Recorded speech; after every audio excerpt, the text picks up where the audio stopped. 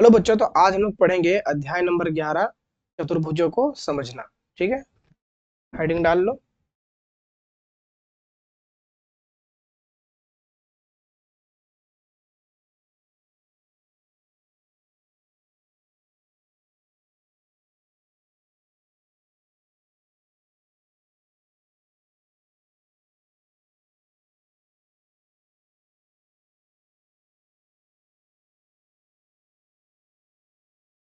इसको इंग्लिश में बोलते हैं अंडरस्टैंडिंग ऑफ क्वाड्रिलेटरल्स।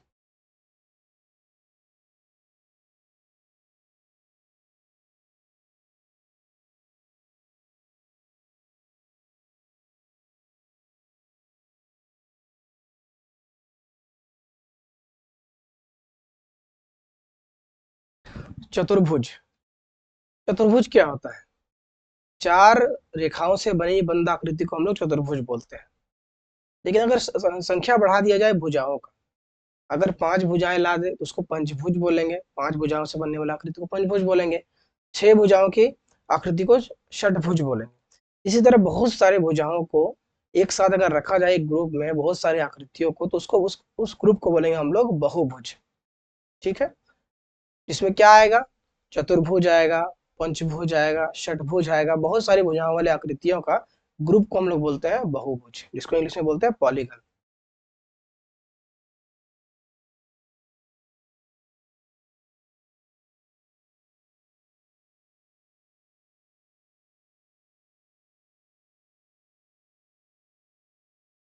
ठीक है, इसको पॉलीगन बोलते हैं। अब कौन सी आकृति पॉलीगन होगी, कौन सी आकृति नहीं होगी, वो भी जानना जरूरी है। तो रेखाखंडों से, सरल रेखाखंडों से बनाई गई आकृतियों को जब बंद कर दिया जाता है तो उसे हम बहुभुज बोलते हैं। वो एक सही आकृति मानी जाती है। लेकिन अगर रेखाखंड को पूरी तरीके से जोड़ा नहीं गया, या फिर उसमें कर्व ला दिया गया, या फिर किसी गलत तरीके से उसको मोड़ दिया गया, तो वो हम लोग का बहुभुज नहीं कहलाएगा। जैसे एग्जाम्पल के तौर पे इस तरह की आकृति अगर बनाते हैं हम लोग, ये हम लोग का एक बहुभुज है। यानी अब थोड़ा कर्व आ गया तो इसको भी नहीं माना जाएगा। थोड़ा सा और सही कर लेते हैं। इस तरह सीधा सीधा अगर लकीर बना दिया जाए, ये हम लोग का बहुभुज है। लेकिन इस टाइप का अगर आकृति बना दिया जाएगा इस टाइप से, तो ये आकृति हम लोग का बहुभुज नहीं कहलाएगा। ठीक है, हम अपनी एग्जाम्पल दिखाते हैं।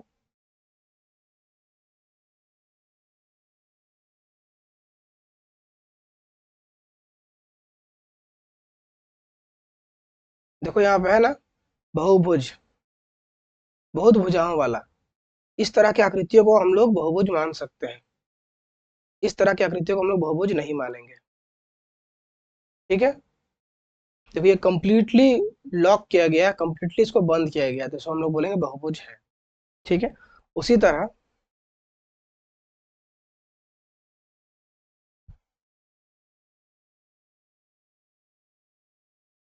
देखो यहाँ बहुत सारी भुजाएं हैं। 3 भुजाओं वाली आकृति को त्रिभुज बोलते हैं। 4 भुजाओं वाली आकृति को चतुर्भुज बोलते हैं। 5 भुजा वाली पंचभुज बोलते हैं। 6 भुजा वाले को षटभुज बोलते हैं। उसी के साथ 7 भुजा वाले को सतभुज बोलेंगे, सप्तभुज। फिर अष्टभुज आ जाएगा हम लोग का। फिर नवभुज आ जाएगा, फिर 10 भुज आ जाएगा। ठीक है, लेकिन अगर 10 से ज्यादा अगर भुजाओं की संख्या हो जाए तो उस कैटेगरी को हम लोग बोलते हैं बहुभुज, यानी कि पॉलीगन बोलते हैं। ठीक है, तो अब हम लोग को पढ़ना है विकर्ण के बारे में पढ़ना है। ठीक है, विकर्ण के बारे में पढ़ना है। पॉलीगन तो समझ में आ गया क्या है, जिसको बंद आकृति को बोलते हैं। हम डेफिनेशन लिख देते हैं कि सरल रेखाखंडों से, रेखाखंडों से बनाई गई, बनाई गई बंद आकृतियों को, बंद आकृतियों को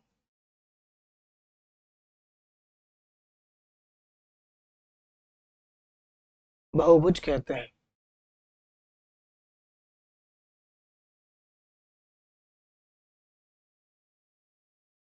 ठीक, अब हम लोग पढ़ेंगे विकर्ण के बारे में कि विकर्ण क्या काम करता है। विकर्ण को बोलता है डायगोनल।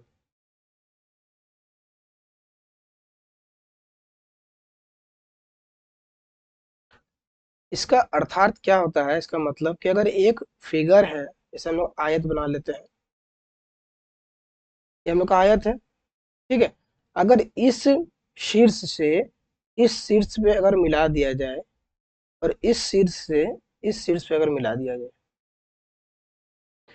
तो ये दो भागों में तोड़ दिया गया। मतलब कि एक आयत के अंदर दो डायगोनल यानी कि दो विकर्ण खींचे जा सकते हैं, एक इस तरह से और एक इस तरह से। ठीक है, अगर एक पंचभुज बना दिया जाए,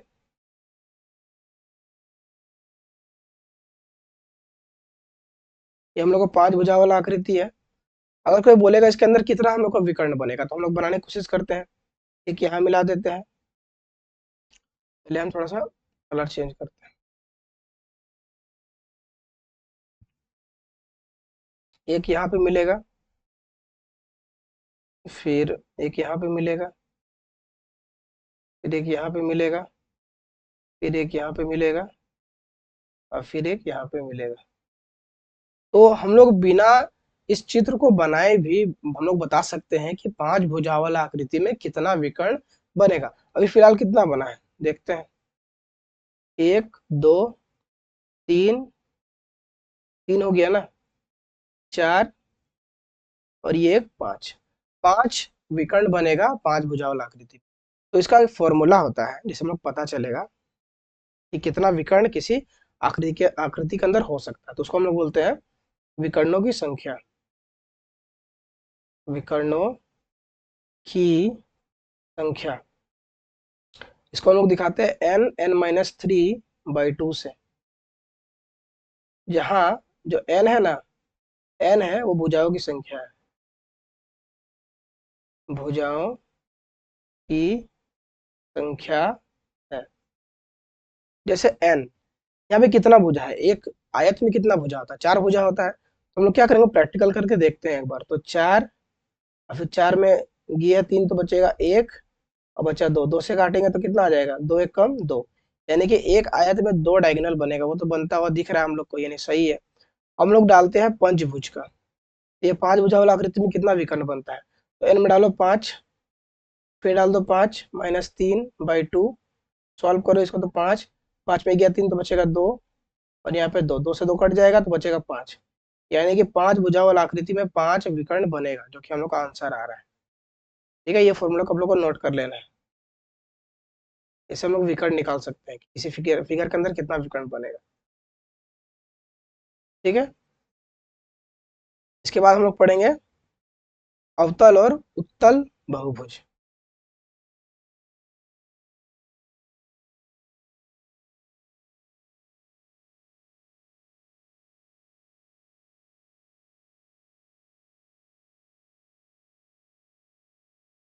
उत्तल बहुभुज और अवतल बहुभुज।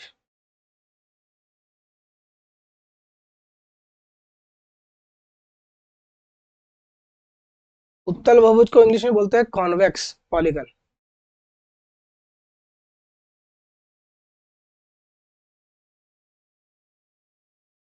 और अवतल को बोलते हैं कॉनकेव पॉलीगन।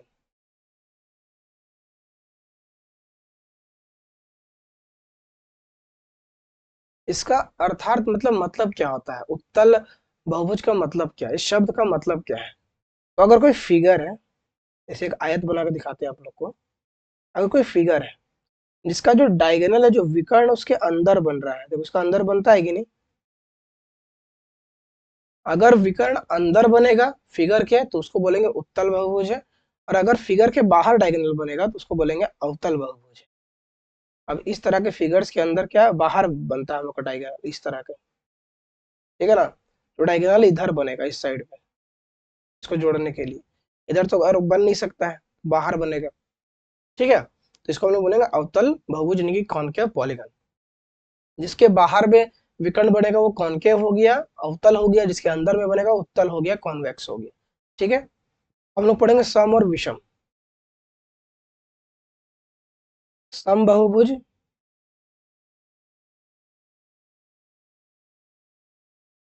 और विषम बहुभुज।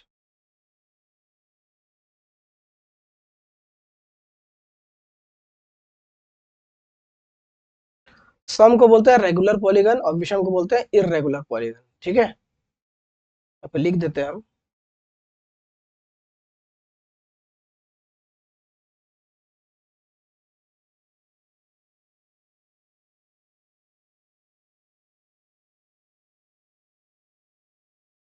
Irregular polygon. सम मतलब कि सम बहुभुज का मतलब होता है कि सम होना चाहिए, उसका जो कोई भी एक फिगर हो जिसका बाहर का साइड और अंदर का कोण सब बराबर होना चाहिए। ऐसा कौन सा गुण है हम लोग का फिगर्स में? तो वर्ग जो एक ऐसा आकृति है जिसकी भुजाएं भी बराबर होती हैं और उसके अंदर का कोण भी बराबर होता है, तो सम बहुभुज के अंदर हम लोग का वर्ग आ जाएगा।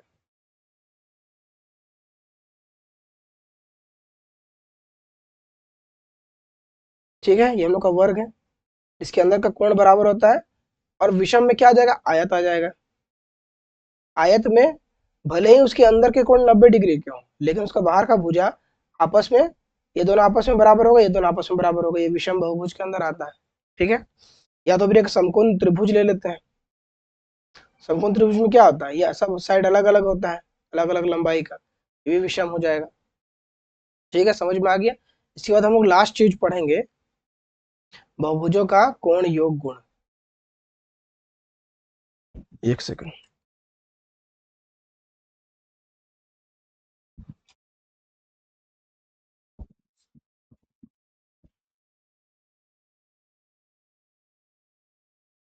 देखो,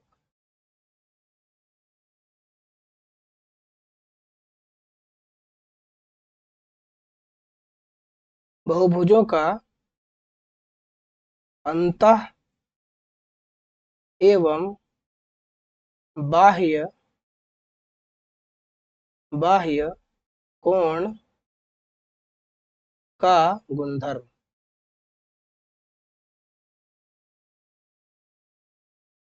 ठीक है, पहले हम पढ़ेंगे अंतः कोण,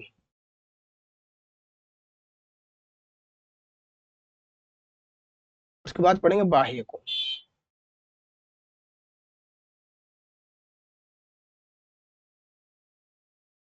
अंतः कोण को बोलते हैं इंटीरियर एंगल और बाह्य कोण को बोलते हैं एक्सटीरियर एंगल। ठीक है, अब देखो एक फिगर हम बनाते हैं।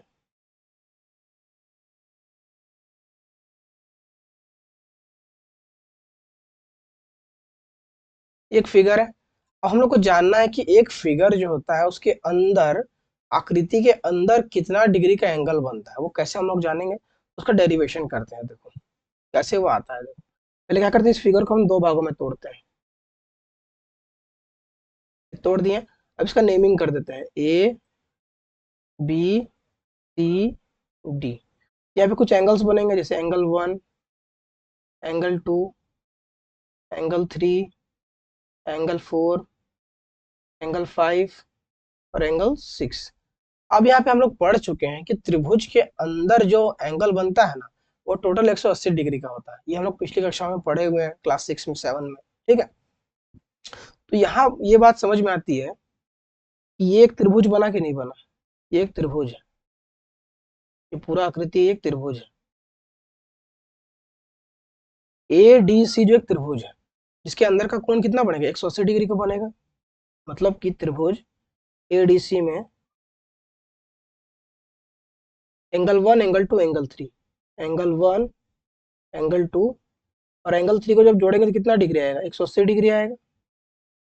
क्योंकि हम लोग पढ़े हैं त्रिभुज का अंदर का जितना भी एंगल होता है 180 डिग्री का होता है। ठीक है, उसी के साथ त्रिभुज, एक और त्रिभुज है ए बी सी, इसको भी लिखते हैं। ए बी सी में क्या होगा कि जब एंगल 6 या 4, 5, 6 को जोड़ेंगे, जब एंगल 4, एंगल 5 और एंगल 6 को जोड़ेंगे ना, तो भी 180 डिग्री आएगा। कैसे आएगा वो बताते हैं। पहले क्या किया हम लोग, इसको जोड़े, इसको जोड़े, इसको जोड़े। ठीक है, तीनों एंगल्स को जोड़े, क्योंकि ये त्रिभुज के अंदर आ रहा है, ये त्रिभुज है। ठीक है, इसके अंदर आ रहा था। उसके बाद हम लोग क्या किए कि एंगल 4 को, एंगल 5 को और एंगल 6 को जोड़ दिए। ये भी एक त्रिभुज के अंदर आ रहा है, ये भी एक त्रिभुज है। ठीक है, दोनों 180 डिग्री आएगा। हमको जानना है कि टोटल ये जो चतुर्भुज है इसका टोटल एरिया कितना होगा, इसका टोटल अंदर में आने वाला कोण कितना डिग्री का होगा। ठीक है, एरिया बोल रहे हैं, कोण, कोण कितना डिग्री का होगा। क्या करेंगे, दोनों को ऐड कर देंगे। दोनों को क्या क्या करेंगे, ऐड करेंगे। मतलब क्या है कि त्रिभुज ए बी सी में जोड़ देंगे त्रिभुज ए डी सी को, तो कितना आ जाएगा टोटल? यहाँ पे 180 डिग्री आया था, यहाँ पे 180 डिग्री आया था। एबीसी बराबर भी कितना आया था? 180, और एडीसी भी 180, तो बराबर कितना आ जाएगा? 360 डिग्री। यानी कि किसी भी बहुभुज के अंदर जो कोण बनेगा वो बनेगा 360 डिग्री पे। डिपेंड करता है कि उसके अंदर त्रिभुज कितना बन रहा है ना। डिपेंड करता है कि उसके अंदर त्रिभुज कितना बन रहा है। अगर 3 त्रिभुज बनेगा तो 540 डिग्री का एंगल बनेगा अंदर। ठीक है, वो डिपेंड करता है कि त्रिभुज कितना बन रहा है। अभी फिलहाल हम लोग के केस में 2 त्रिभुज बना था, एक यहाँ पे और एक यहाँ पे, तो हम लोग को 360 डिग्री का एंगल बना है। ठीक है, चलो अब आगे देखो ये बाह्य कोण को। तो बाह्य कोण को समझते हैं थोड़ा, एक फिगर बना लेते हैं। एक सिंपल सा फिगर है।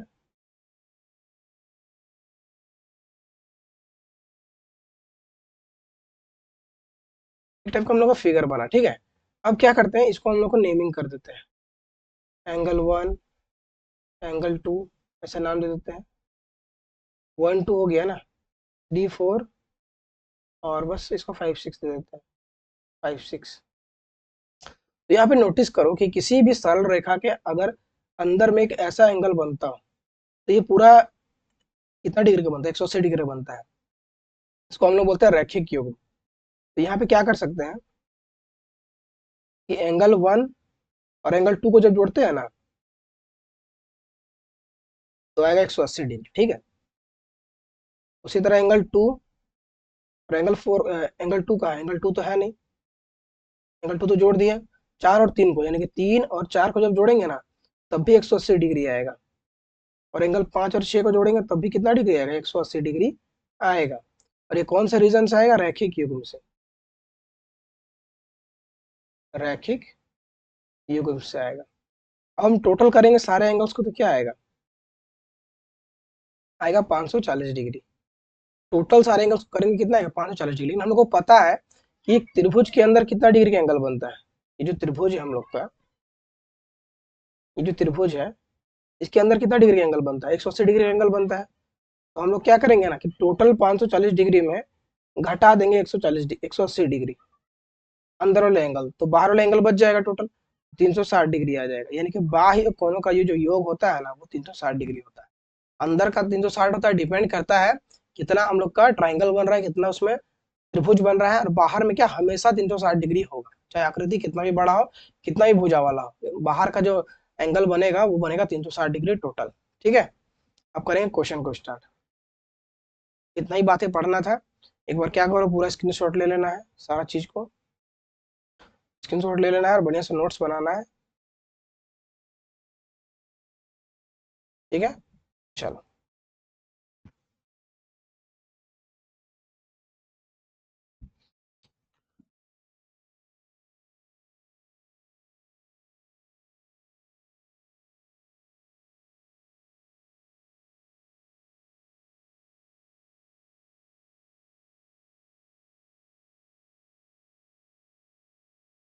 एक्सरसाइज 11.1 करते हैं। ठीक है, देखो यहाँ पे क्या लिखा हुआ है कि निम्नलिखित प्रत्येक आकृति में x का मान ज्ञात कीजिए। कुछ कुछ फिगर्स दिया रहेगा, उसमें हम लोग का x का मान निकालने का रहता है। ठीक है, देखो किस तरह से बनाते हैं।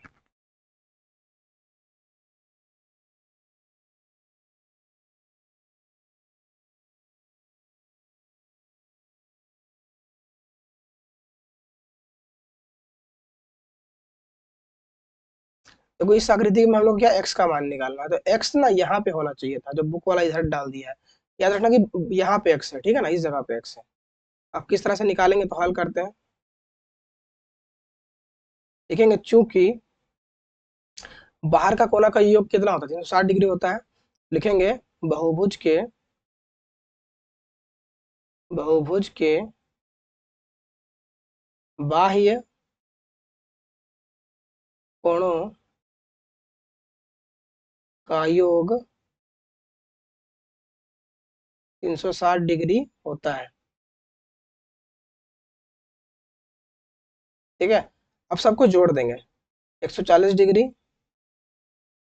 प्लस 120 डिग्री प्लस x बराबर कितना आ जाएगा, 360 डिग्री आ जाएगा। बाहर का अगर जोड़ेंगे सारा तो ठीक है, दोनों को जोड़ेंगे कितना आ जाएगा, 260 आ जाएगा।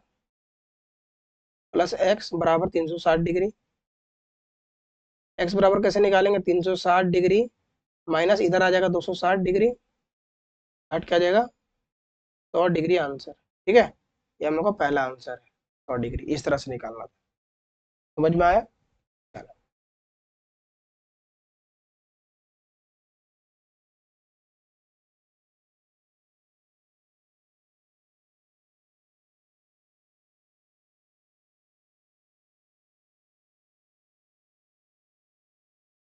देखो क्वेश्चन नंबर 2 में क्या है ना, यहाँ पे हम लोग को y का मान निकालना है, ठीक है ना, x का नहीं y का। तो फिर से हल लिखेंगे और फिर लिखेंगे बहुभुज के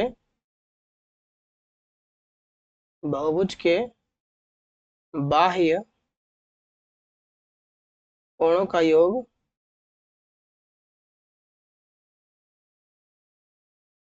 360 डिग्री होता है। ठीक है, सब कुछ जोड़ेंगे, जोड़ेंगे y plus 130 degree plus 95 degree बराबर होगा 360 डिग्री। दोनों को जोड़ देंगे, देखते हैं कितना आता है। 5 का 5, 9 3 12, हाथ में 1, 225 डिग्री आ गया बराबर 360 डिग्री। y बराबर कैसे निकालेंगे, 360 में घटा देंगे, क्या आ जाएगा, माइनस हो जाएगा इधर 225 डिग्री। y बराबर कितना आ जाएगा, 10 में 5 गया बचा 5, 5 में गया 2 तो बचा 3, और 3 में 2 गया बचा 1, 135 डिग्री बचेगा। ठीक है, समझ में आया किस तरह से बनाए इसको?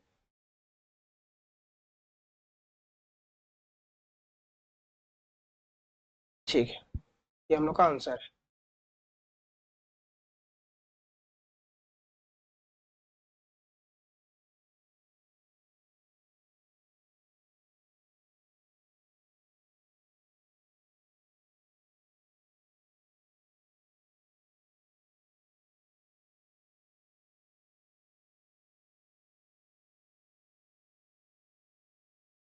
देखो यहाँ पे क्या है ना, यहाँ पे x अंदर डाला हुआ है, जबकि x होना चाहिए यहाँ पे इस जगह पे, तो कोई बात नहीं है, वो मिस प्रिंटिंग है। इसको हल करते हैं हम लोग, लिखते हैं हल। फिर से वही चीज लिखेंगे, बाह्य कोण का योग इतना डिग्री होता है, ठीक है ना। बहुभुज के बाह्य कोणों का योग 360 डिग्री होता है। ठीक है, सबको जोड़ेंगे हम लोग, 110 degree plus 75 degree plus 60 degree plus x बराबर हो जाएगा 360 डिग्री। सबको जोड़ते हैं तो 100 और 60 हो जाएगा 170, 170 और 70 हो जाएगा हम लोग का 240, 245 आएगा टोटल, बराबर आ जाएगा 360 डिग्री। x बराबर कितना आ जाएगा, 360 डिग्री माइनस 245 डिग्री। 10 में गया 5 बचा 5, 5 में 4 गया बचा 1, 3 में 2 गया बचा 1, 115 डिग्री आंसर आएगा। ठीक है, ये हम लोग का आंसर है। समझ में आया किस तरह से बनाए? ठीक है।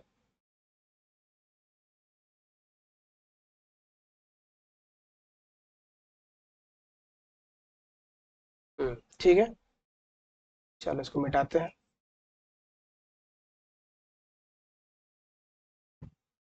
थर्ड हो गया।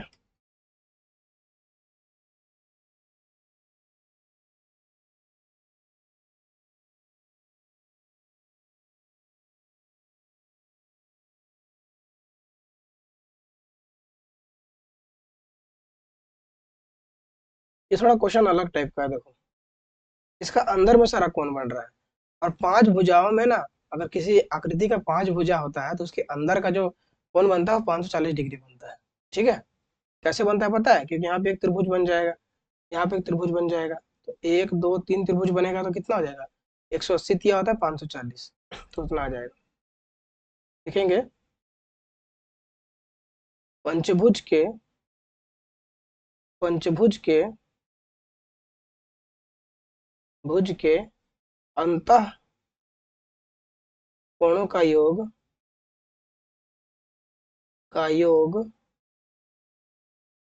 540 डिग्री होता है। ठीक है, सबको जोड़ देना है बस, 130 degree plus 110 degree plus 100 degree plus 75 degree plus x बराबर 540 डिग्री। सबको जोड़ते हैं। 130 और 110 कितना हो जाएगा? 30 और 10 होगा 40, 240, 340, 340 में जोड़ दिए हम लोग 70, तो हो गया हम लोग 400। एक बार जोड़ ही लेते हैं। 100 और यहाँ आ गया हम लोग का 130, 100, 200, 300, 330, 340, 340 में जोड़ दिए हम लोग 70,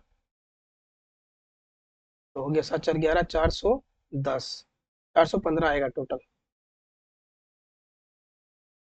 x बराबर 540, x बराबर कितना आ जाएगा? 540 माइनस 415, तो घटा देंगे। 10 में गया 5 बचा 5, 3 में 1 गया बचा 2 और 5 में 4 गया बचा 1, 125 डिग्री आंसर आएगा। समझ में आया? चलो,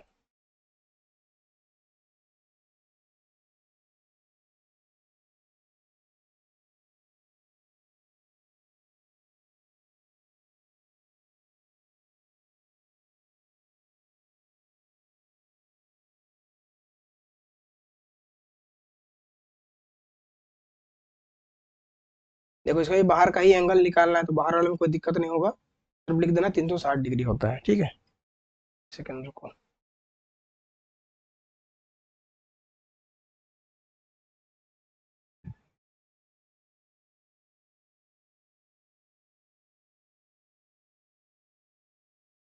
यहाँ पे लिखेंगे हम लोग,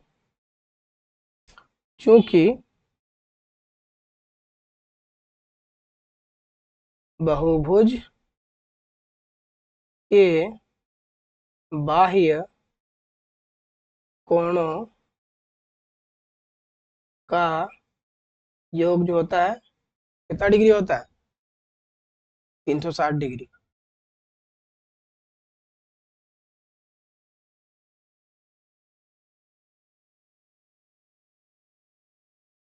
ठीक है, सबको हम लोग जोड़ेंगे। 80 प्लस 75, सब में डिग्री लगा देना है। 45, फिर 45, फिर 75 और लास्ट में हम लोग को बचा x बराबर कितना कर देंगे? 360 डिग्री। सबको जोड़ेंगे तो 80, 75 और यहाँ भी 75, दोनों को जोड़ेंगे आ जाएगा 150 और 90, 45 प्लस कितना जो है 90 आ जाएगा, प्लस x बराबर 360। इसको दोनों को जोड़ेंगे तो आ जाएगा हमको 230, 230 में जोड़ देंगे 90, तो आ जाएगा 230 में जोड़ेंगे 90, 320 कितना आएगा? 320 आएगा। यहाँ पे लिखेंगे 320 प्लस x बराबर 360 डिग्री। यहाँ पे डिग्री लगा दो। x बराबर निकालना है तो 360 माइनस 320, x बराबर आ गया 40, ये डिग्री है। ठीक है, आ गया आंसर।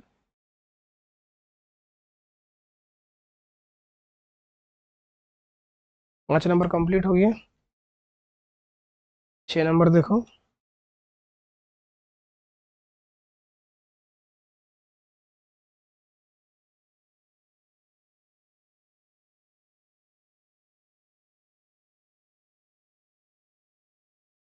देखो यहाँ पे ना हम लोग को दो चीज ढूंढना पड़ेगा, इसमें दिया हुआ नहीं है। बाहर में ये एंगल दिया हुआ है, ये भी एंगल है और ये भी एक्स, लेकिन यहाँ पे दो एंगल मिसिंग है। एक ये वाला हाईलाइट कर देते हैं, एक ये वाला एंगल मिसिंग है यहाँ पे और एक यहाँ वाला एंगल मिसिंग है, तो दोनों को हम लोग को निकालना पड़ेगा। ठीक है, देखो किस तरह से निकालते हैं उसको।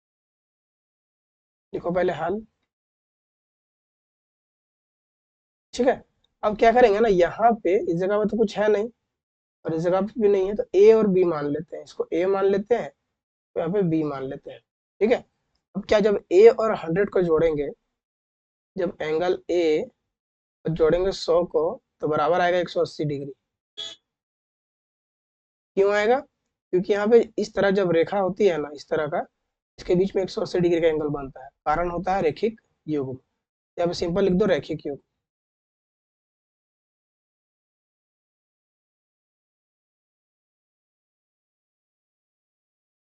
एंगल है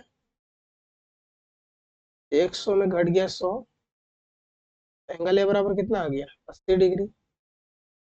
मतलब यहाँ जो एंगल ए है ना, ये हम लोग का 80 डिग्री का होगा, यहाँ पे 80 डिग्री आएगा। ठीक है, चलो अब एंगल बी निकालना है, बी भी सेम टू सेम वैसे ही निकालो। एंगल बी प्लस 110 डिग्री बराबर आ जाएगा हम लोग को 180 डिग्री के। कारण होगा रेखीय युग्म।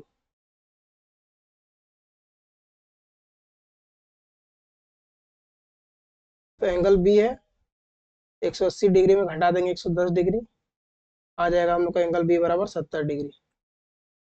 मतलब ये एंगल बी हम लोग का जो है ये हम लोग का 70 डिग्री आ गया। अब टोटल सबका निकाल सकते हैं इजीली आराम से। ठीक है, तो कैसे निकालते हैं, यहाँ पर हम लोग लिखेंगे क्योंकि बहुभुज के बहुभुज के बाह्य कोणों का योग, बाह्य कोणों का योग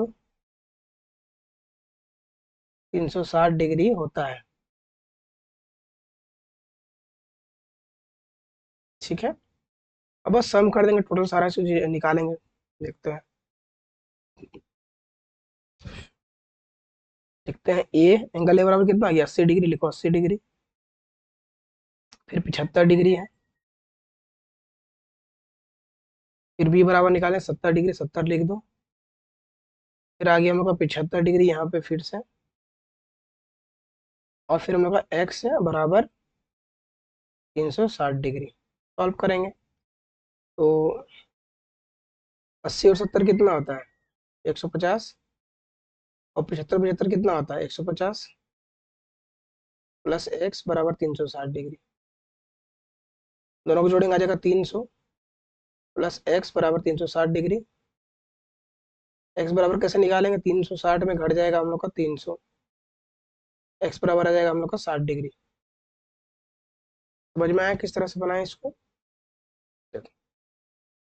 चलो ये हम लोग का कंप्लीट हो गया।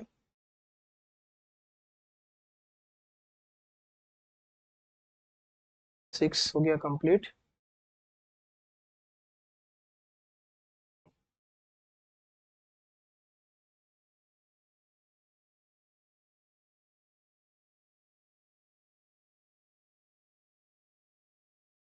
देखो ये क्वेश्चन देखो क्या है इसमें, यहाँ पे हम लोग तो इसको तो निकाल लेंगे इजीली, यहाँ पे 90 डिग्री है, बना देंगे इसको, यहाँ पे लिख देंगे 90 डिग्री होगा। यहाँ वाला नहीं मिलेगा हम लोग को, तो यहाँ हम लोग ए मान लेंगे। जब हम लोग को ए मिल जाएगा उससे हम लोग एक्स निकाल लेंगे। ठीक है, देखो कैसे बनाते हैं इसको। देखो यहाँ पे हल,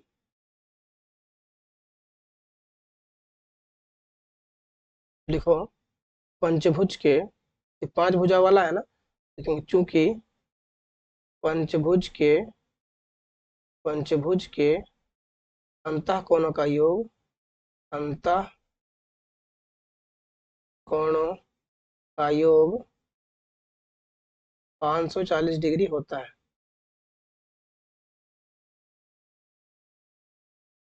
ठीक है, सबको जोड़ेंगे। यहाँ तो 90 डिग्री हम लोग बता दिए राइट एंगल है यहाँ पे, तो 90 डिग्री प्लस 105 प्लस 120 प्लस फिर से 120 और प्लस ए, ए माने है ना इसको, इधर को ए मान लेते हैं, बराबर लिखते हैं 540 डिग्री। और सबको जोड़ेंगे, सब डिग्री लगा दो ऊपर में, तो 90 और इस सब दोनों को जोड़ेंगे कितना आ जाएगा 195 आ जाएगा। और प्लस 120, 120 कितना होता है 240 होता है, प्लस ए बराबर 540। अब दोनों को करेंगे सॉल्व, तो जोड़ेंगे 5 9 4 13, हाथ में 1 2 3 और 4, 435 डिग्री आ गया, प्लस ए बराबर 540 डिग्री। ए निकालना तो क्या आ जाएगा 540 में घट जाएगा हम लोग का 435,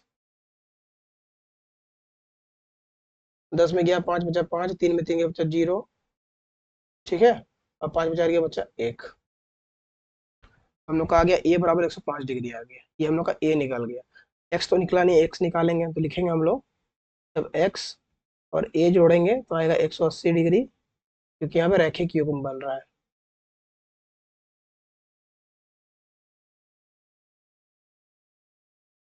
तो एक्स बराबर निकालना, ए बराबर आया 105 डिग्री बराबर 180 डिग्री।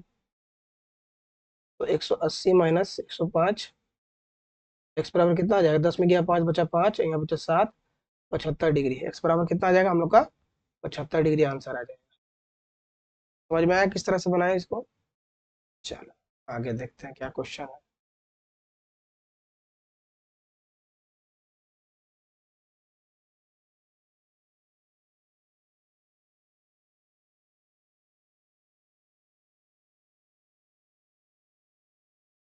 देखो यहाँ पे मिस प्रिंटिंग है, बुक वाला गलत छापा है। यहाँ पे ना 75 डिग्री होगा लिखा हुआ, बुक वाला छापा नहीं। ठीक है, इससे क्या होगा, हम लोग इसको निकाल लेंगे इजीली। ये भी 75 डिग्री ही आएगा। पता है किस कारण से आएगा, सम्मुख कोण से।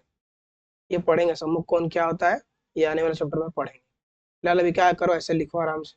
हल लिखो, लिखो यहाँ पे क्या कर लो, यहाँ पे ए मान लो, एंगल ए। तो बोलेंगे ए बराबर होगा 75 डिग्री के।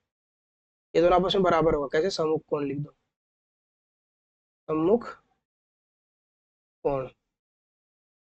ठीक है, और फिर लिखो ए प्लस एक्स जब करेंगे ना, तो बराबर आएगा 180 डिग्री। कैसे आएगा, क्योंकि रैखिक युग्म बनेगा।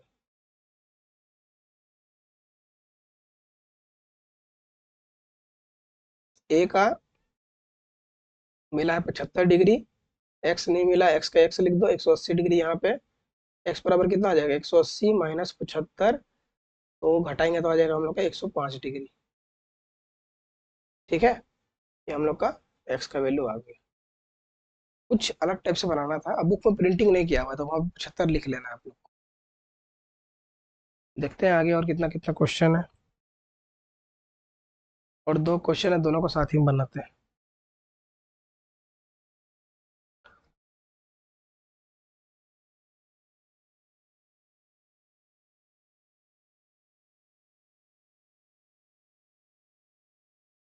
तो यहाँ पे क्या बोल रहा है ना, आयत के सभी अंतः कोणों का योग कितना होता है। तो आयत के अंदर जितना भी कोण बनता है ना, वो बनता है 360 डिग्री का। तो यहाँ लिख देना है 360 डिग्री। ठीक है, और फिर पूछ रहा है वर्ग के सभी बाह्य कोणों का योग कितना होता है। एक वर्ग जो होता है ना, उसका बाह्य कोण, किसी भी आकृति का बाह्य कोण जो होता है ना, 360 डिग्री का होता है। तो यहाँ लिखेंगे 360 डिग्री। ठीक है, हम लोग का आंसर है, ये हम लोग का 9 का, ये हम लोग का 10 का सेम टू सेम आंसर।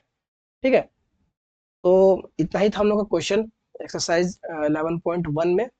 अब क्या करेंगे, 11.2 करेंगे अगला वीडियो में। अगर यहाँ तक कुछ दिक्कत लगा हो समझने में, तो शुरुआत से क्या करना है, चैप्टर को पढ़ना है, बुक से पढ़ना है, और फिर कुछ वीडियो देख के हेल्प लेना है। उसके बाद फिर क्वेश्चंस को लगाना है। इसको अगर पढ़ेंगे ना, तो क्लास 9th में क्या होगा ना कि मैथ जो स्ट्रांग हो जाएगा, ये जो आकृति को समझना है, फिगर्स को समझना है, उसमें आएगा। ठीक है, उसमें सर्वाक्षमता आएगा, है ना। कंग्रेंसी उसमें पढ़ना पड़ेगा, तो इसको अच्छे से याद करो किस तरह से पढ़ना है। इसको कौन सा एंगल बोलते हैं, कौन सा फिगर बहुभुज है, कौन सा नहीं है। ठीक है, तो बस इतना ही वीडियो को रखते हैं। वीडियो अच्छा लगा तो लाइक करना है, कुछ समझ में नहीं आया तो कमेंट करना है। वीडियो देखने के लिए थैंक यू।